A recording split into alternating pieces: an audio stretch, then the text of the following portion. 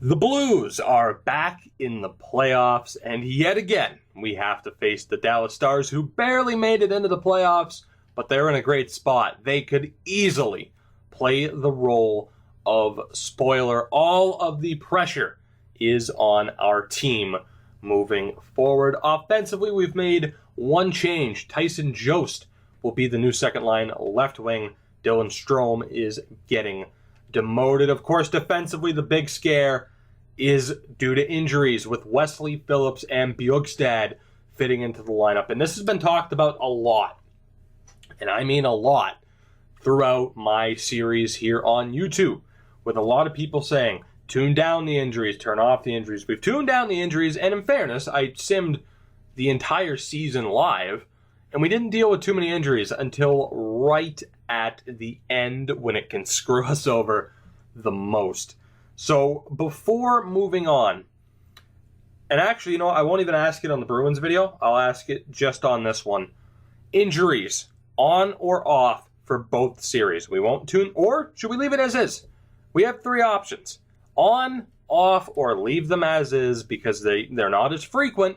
But unfortunately, on this occasion, when they decided, when EA just decided, hey, yeah, they haven't been frequent, but you're going to get all of the injuries at the same time. So I don't know. Let me know your opinion on that. But as we look at the Dallas Stars lineup, it is interesting.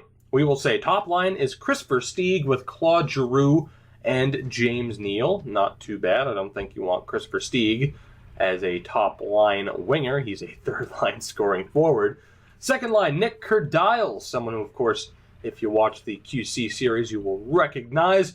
He is with Thomas Hertl and Austin Czarnik. Third line is Sean Matthias, Johan Larsson, and Hudson Fasching, hopefully. And Lucas Vedemo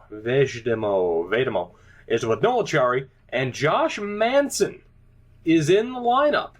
Only an 80 overall as well. That's strange, but has to be due to injury. But Josh Manson in the lineup. No call-ups from the Texas Stars. Defensively, they are looking pretty good on paper with Hampus Lindholm and David Savard. Robin Salo, the 30th overall pick from the 2017 draft, is an 85 overall in the second pairing with Zach Bogosian. And the third pairing is David Schlemko and Julius Bergman. So an interesting defense. The goaltending, it is Tuukka Rask still.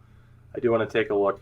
He had a .919 save percentage this year. John Gillies is the backup. And indeed, there is an injury. Jacob De La Rose is currently out injured. Thomas Chabot, one of many injured players for us. But very strange that the AI isn't programmed to call up a forward from the AHL, especially considering it's the playoffs and you don't have to worry about waivers. But maybe we'll be able to take advantage of it, and we'll find out right now, because we are getting straight into this series. It is Game 1 against the Stars. Of course, we have home ice advantage throughout the playoffs. Let's see if we can make the most of it. First period of the first game, and the Dallas Stars strike first. Thomas Hertl with the opening goal. I said at the end of the last episode, I was concerned. The Stars have owned us for the majority of this series. So this could be rough. This could be rough. Second period, can we tie it up? Though we can, but only for a few moments. Jack Eichel beats Tuukka Rask, and then Johan Larsson from a pretty strange angle. Both goals, in fairness, from a pretty strange angle.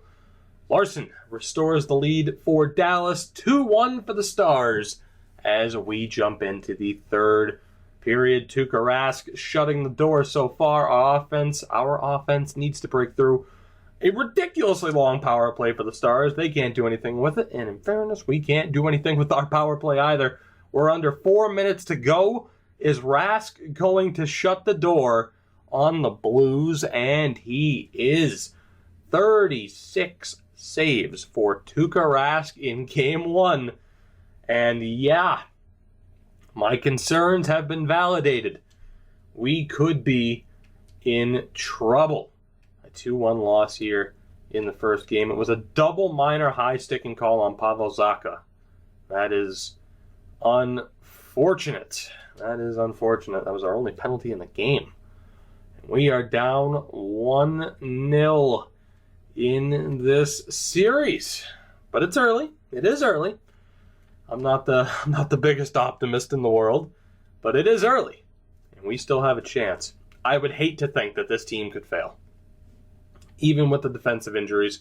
Dmitry Koltsov is 100%, so we are at least getting back one of our regular defenders. We'll take a look at the other three to see who is more likely to get scratched. But let's take a look. Of course, Shabbat and Liljegren still out injured. So who is it going to be? It's probably going to be Bjugstad that gets sent down. Koltsov is, of course, a right-handed defenseman. So Bjugstad, you got your first NHL game. It was a playoff game, but you are going back down to Chicago. And I did say in the last episode, the end of the last episode, and I completely forgot, and I hate that I did that I was going to change the power play lines. So we will do that. We'll take a look at that right now. And let's get these lineups set back to what they should be. And we'll quickly take a look at the power. I mean, I don't know, man. The power play unit should be fine. It really should be. Who's the only one missing out of the top? The top six is still good. Oh, it was Tyson Jost. That should probably be in there. And, well, actually, you know what? Now that Koltsov's back and healthy, we'll go with that. We will go with that, and we will see if the power play can turn it around. It's not like the power play was terrible. It's just you would hope that they could be a little bit more efficient. And hopefully they can prove to be a little bit more efficient. It is game 2. The Stars have already taken a game from us on our home ice. We need to win this game. That is an understatement, so let's jump into it. First period, and that is a good start. It is Jack Eichel and Klim Kostin with the goals. We are up 2-0 at the end of 20, so things are looking okay, but we do still, of course, have a long way to go. Second period, can we get another goal? We can't, and David Savard brings the Stars to within 1. Let's jump into it. Third period, dead even in the stats, at least when I started talking. We have a power play, 5-on-3. Can't score there, but 5-on-4 we do. Alex Ovechkin beats Tuukka Rask. I've never been so happy to say that.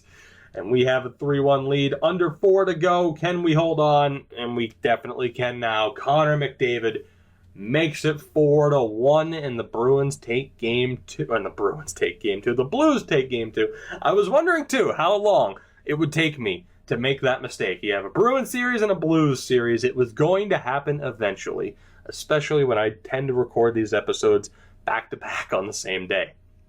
It finally happened. The good news is, of course, that despite that embarrassing moment, we won. Carey Price was your first star with 29 saves. McDavid with 3 points. Eichel with 2. And the St. Louis Blues have tied this series up. You look at the penalties. It was a hooking minor on Savard and a slashing minor on Larson that we were able to take advantage of.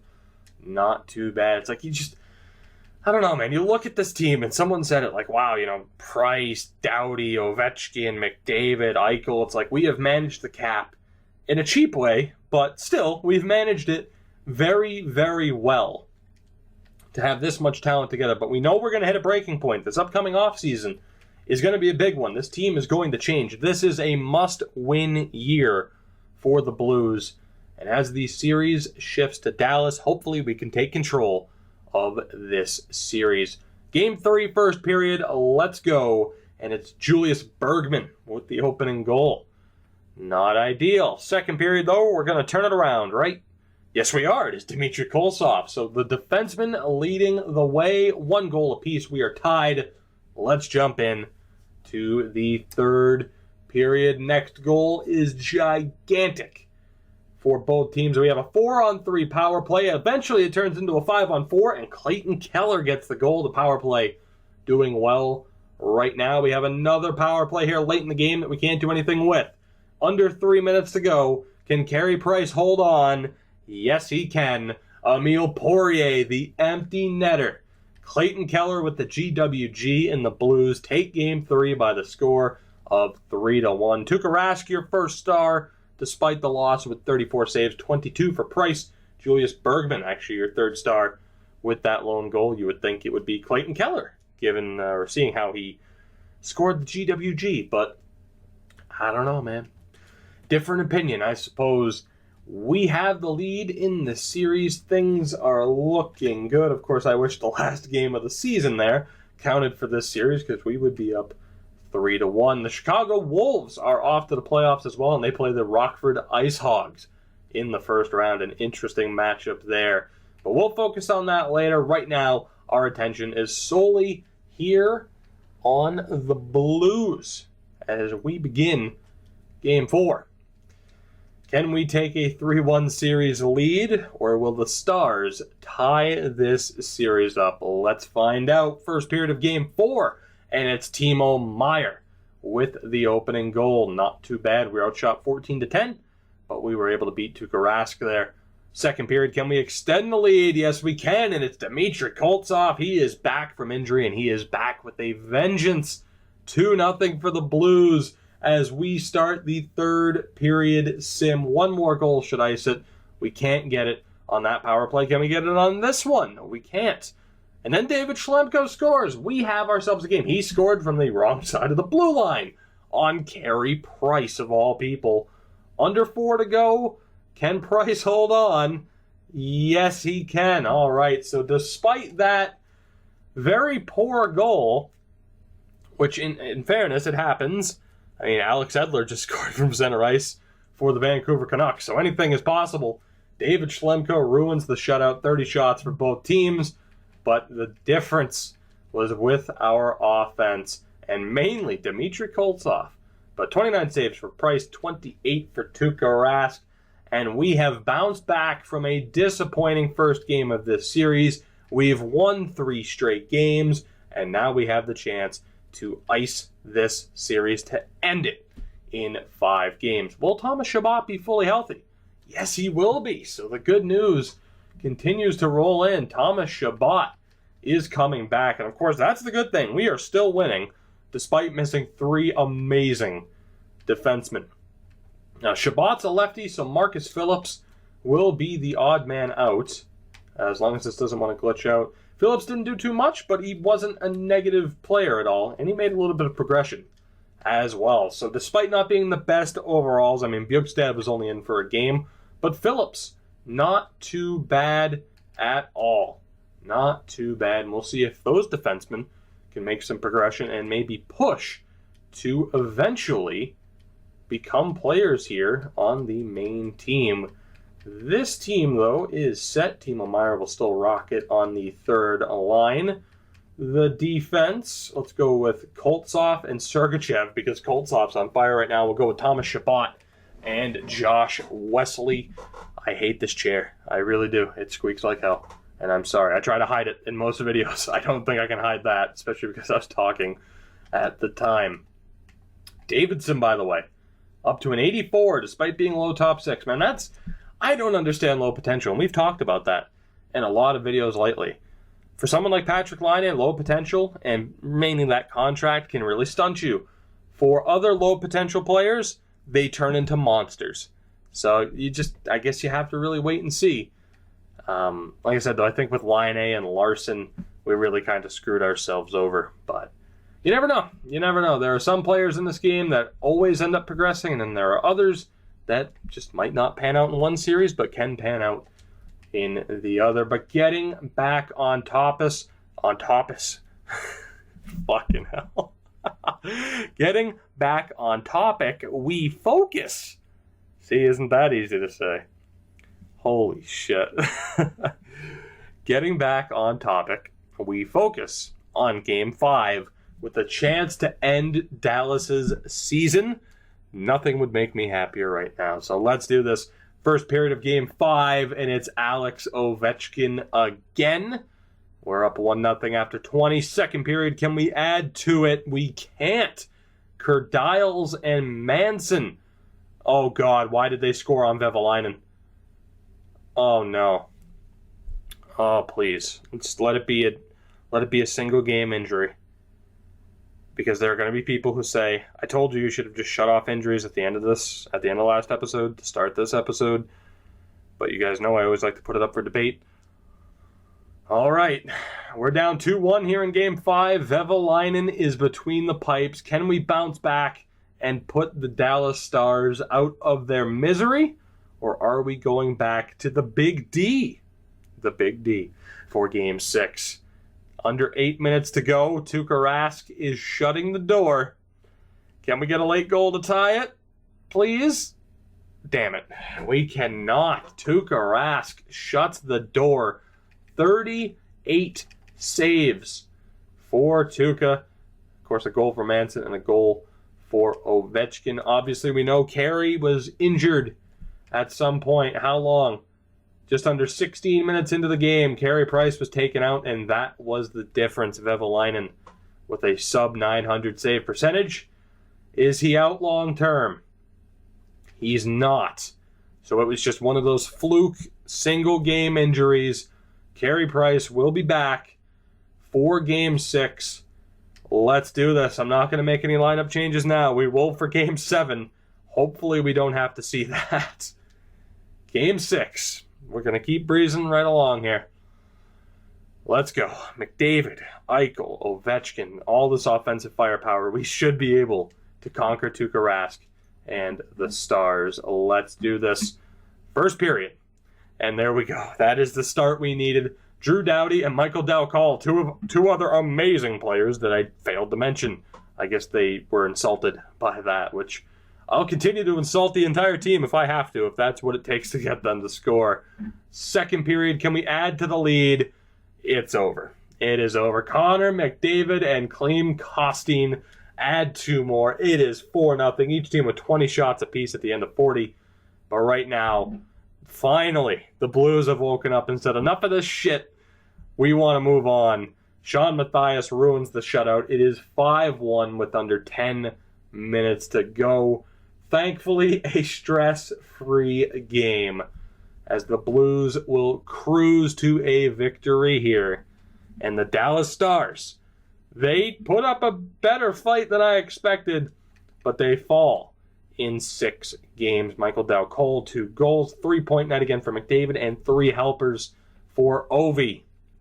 The real challenge comes in the next episode, where we have to get Ovi past the second round, where there's a goddamn voodoo curse.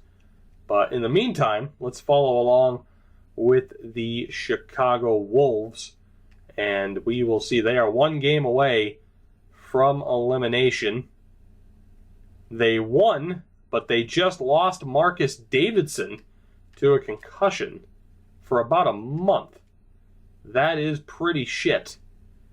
Well, right now, it is the moment of truth, as the Chicago Wolves will go to Game 7. The second I scroll over, we will find out who the Blues will play in Round 2, and it will be the Minnesota Wild. Not too bad. In the meantime, I want to sim this 7th game between these teams. So if I hit play game, sim the AHL game. Let's see. Did the Chicago Wolves move on?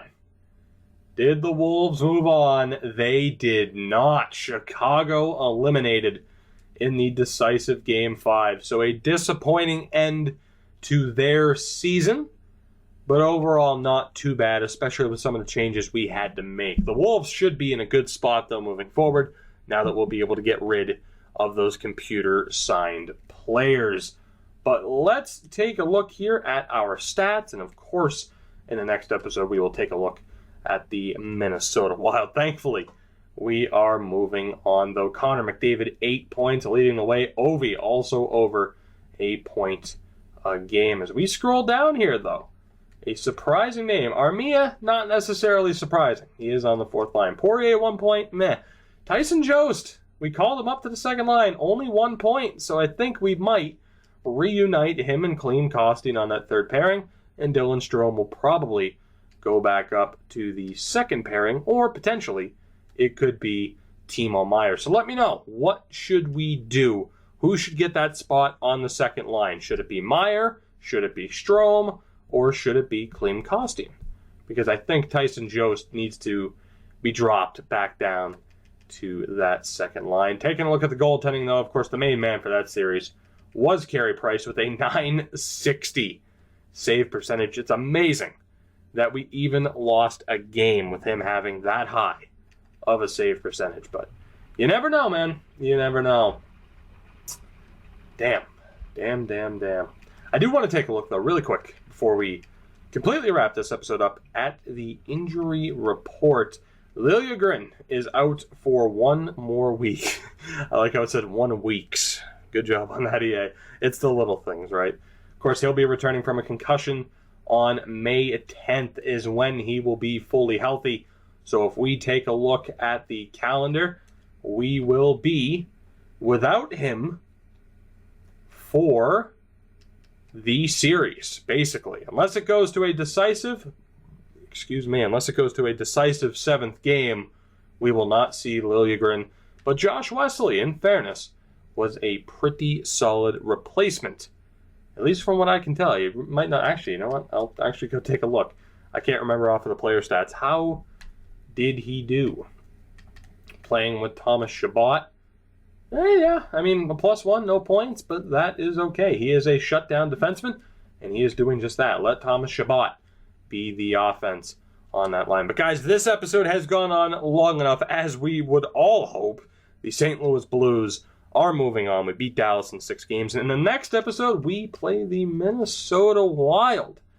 Still, the pressure is on. The Wild beat the Preds in 5 games. You have Edmonton and LA also in the Western Conference. And in the East, it is Columbus, Boston, Florida, and Toronto. Boston beat Pittsburgh in 7 games. Man, that series happens all the damn time. But that is it for this one. Of course, any suggestions, your feedback, anything like that, let me know down in the comments below. And of course, if you did enjoy this episode, make sure to hit that like button to help support me and my channel. It is greatly appreciated. Subscribe if you haven't already to continue following this series and others. Spread the word, and I will see you guys in round 2 as we take on the Minnesota Wild. I have no idea who's on their team because, after all, this is a fantasy draft series. Yeah. Another great ending. 10 out of 10. 10 out of 10. Not even. That's a 4 out of 10 at best.